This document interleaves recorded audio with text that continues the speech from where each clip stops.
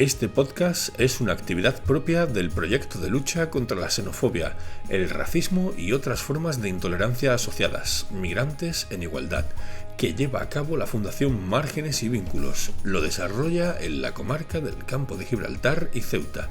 Este proyecto está financiado por el Ministerio de Inclusión, Seguridad Social y Migraciones junto al Fondo Social Europeo Plus.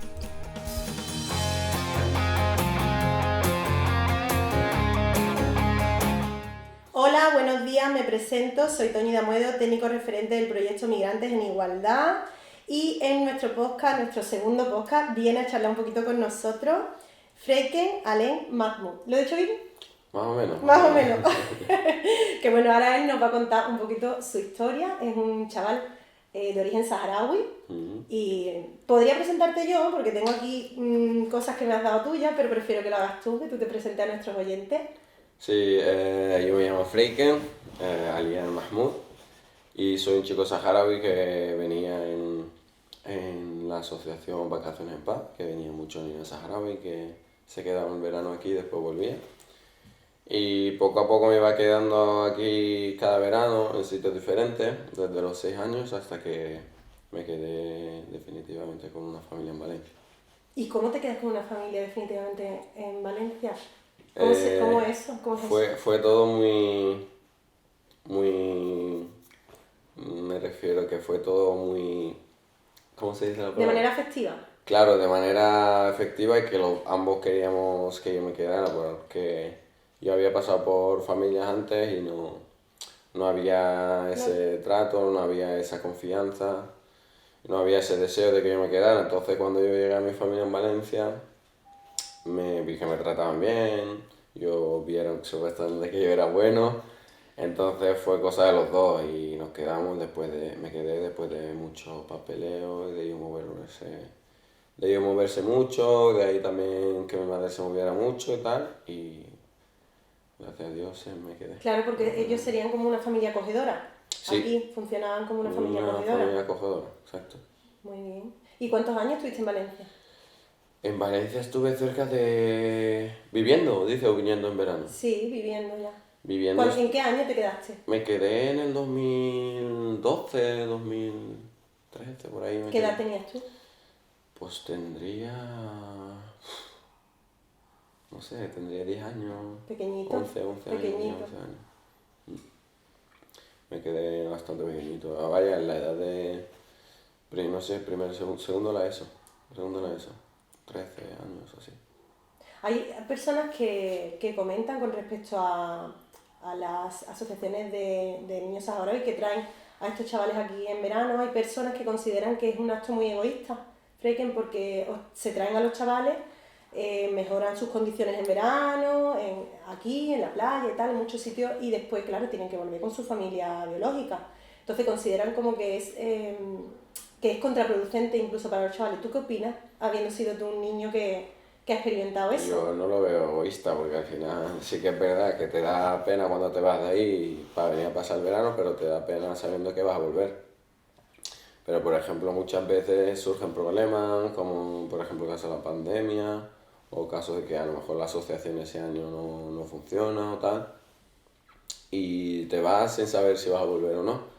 Entonces yo no lo veo egoísta, porque al final los niños vienen aquí a disfrutar, vienen aquí a pasar con el verano, y después regresan a ver a su familia y a los estudios que tienen ahí y su vida normal. Al final... Es una experiencia. Claro, ellos disfrutan aquí el verano, pero ahí también se disfruta para mí el doble. Claro. Porque al final ahí es una vida también muy interesante. Vuelves con tu familia de vuelves origen. Con tu familia, vuelves con tus amigos, que a lo mejor no vais a la misma ciudad, a lo mejor no coincidís en meses, y cuando vuelves pues ya te cuentas tu historia con tus amigos, ves a tus amigos, vuelves a tu rutina, a tus cosas que haces, jugar y muchas cosas. Entonces... Qué difícil tendría que ser para tu madre también tomar esa decisión de apoyarte y que te pudieras quedar aquí, ¿verdad? Sí, pero al final mi madre lo que quería es que yo tuviera un buen futuro, mejor futuro, y estudiar. Y para eso venía, para estudiar y para tener el mejor futuro que hay. Y yo creo que lo estoy logrando. Yo creo que también, ahora vamos a hablar de eso. Yo creo que también. Bueno, actualmente tú eres jugador de fútbol profesional o semiprofesional, Sí. del equipo de aquí de Los Barrios, que está en División de Honor. Y bueno, a mí me gustaría que nos contaras un poco si dentro de... Tú ya sabes que este proyecto en el que estamos haciendo, para el que estamos haciendo este podcast, es un proyecto de lucha contra el racismo y xenofobia. Y dentro del ámbito deportivo, desde luego se da muchísimo, lo vemos constantemente en noticias, ¿no? Que se insulta a los jugadores, que, bueno, de hecho ha habido un caso hace muy poquito, ¿no? De un jugador del Real Madrid. En tu caso, que son, digamos, en un club mucho más pequeñito de los inicios, todavía. ¿no? Sí, se da mucho también, ¿Lo has sufrido? Se da prácticamente, sin exagerarte, casi cada domingo. Sí. Casi cada domingo se da porque yo también soy una persona que soy muy impulsiva, soy de mucho carácter. Entonces cuando chocas, algún comentario que otro te suelta. Casi domingo sí, domingo no. Domingo ¿Entre los sí. jugadores te refieres? Sí. Y de la también. afición. De la afición también otro comentario suelta. ¿Y cómo se lleva eso? A lo mejor tú no lo escuchas bien, no se hace la gran, se hace un jugador, pero después, porque nosotros siempre revisamos un vídeo, siempre tenemos para ver los partidos tal, y sí se escucha el insulto. ¿Y cómo se lleva eso? Porque claro, una persona de carácter, como dices tú, y que de buena primera estés siendo víctima de ese tipo de situaciones por racismo, tiene que ser muy duro, ¿no? O sea, contenerte. Sinceramente no. Yo personalmente pienso que si una persona dice esos insultos, si una persona es racista en este caso, o es xenófobo, tiene odio, es muy difícil cambiarlo, muy difícil. Yo esos comentarios Intentas oídos sordos. no les hago caso. No es más, me río en su cara y ya está, es que le voy a decir. ¿Y qué piensas? Porque, como te comentaba antes, ha habido un caso hace muy poquito de Vinicius en el Real Madrid, por lo visto ha sido, por lo que he leído en las noticias, la 8ª denuncia que pone la Liga un poco por este tipo de situaciones racistas. ¿Tú piensas que las entidades deportivas, de alto ya nivel, están tomando las sanciones que se merecen a este tipo de situaciones, o crees que todavía son muy laxos y que queda mucho por hacer? Hombre, queda mucho por hacer. Queda mucho por hacer tanto a nivel deportivo como a nivel social. Queda mucho por hacer. Por más sanciones que pongas, yo creo que se quedan cortos, porque al final siempre va a haber gente así. Si no lo dice dentro del campo, que es muy vistoso, lo va a decir fuera. Y queda lo mismo, porque eso no... Bueno, ya los clubes sí es verdad que tomaron represalias un poco contra también los grupos ultras y tal, y esto se prohibieron, se creó incluso una ley, una comisión y tal para luchar contra estos temas, ¿no? Pero sí que es verdad que en el ámbito del deporte todavía se ve muchísimo. Se ve bastante y hay veces incluso que no se ve en fútbol profesional con tantas cámaras que hay, pues imagínate en el fútbol que no es profesional, lo que pasa. ¿Y en el día a día lo has notado también? Fuera ya de lo que es tu profesión como futbolista. En el día a día no tanto, porque ya te digo, ya no hay tanto choque con las personas, ya no, el día a día no, que yo recuerde no... No lo vivencias como algo Claro. que se dé en el día a día, más bien en... Es más bien en el tema deportivo, cuando estás tenso, cuando te chocas con uno y te suelta cosas y tal, pero fuera como vas relajado hasta, puedes intentar saludar a todo el mundo por igual, amable, entonces no creo que te vayan a responder malamente. A mí de momento no lo viví yo fuera. Mira, cuando has comentado, dice muchas veces hago oídos sordos, no escucho ese tipo de comentarios. En nuestro proyecto, nosotros hemos visto, o sea, nuestro proyecto existe porque vemos que hay mucha infradenuncia con respecto a delitos de odio, de racismo, de xenofobia. Con esto me estoy refiriendo a que las personas migrantes lo sufren, pero muchas veces ni siquiera lo identifican como un delito. Entonces no se toman acciones legales para ir más allá. Se queda en, bueno, pues no intento escuchar, o sea, hay como una parte de resignación de la persona migrante con respecto a esto. Y yo te voy a hablar de mí, yo no lo escucho porque, a ver, lo escucho obviamente, hago oídos sordos, pero no es porque, es simplemente porque no me mueve nada, ni me afecta emocionalmente, me da igual escuchar. Bueno, pues eso se nota que has trabajado en ti a nivel personal, Sí, porque sí. claro, en tu caso pues es muy positivo que me digas que no te afecta, ¿no? Pero sí que es verdad que en otras personas Es duro, Sí, constantemente, y sobre todo si me dices en el ámbito deportivo casi cada domingo, pues es complicado que todavía se den estas situaciones. Bueno, lo vemos incluso en los partidos de fútbol con los pequeñitos, que muchas veces los padres insultan a los niños En los chicos, que dicen, bueno, colegios que la también. gente está loca perdida. Con los niños chicos que muchas veces se meten y dicen, bueno, que están aquí para jugar, para echar un ratito y...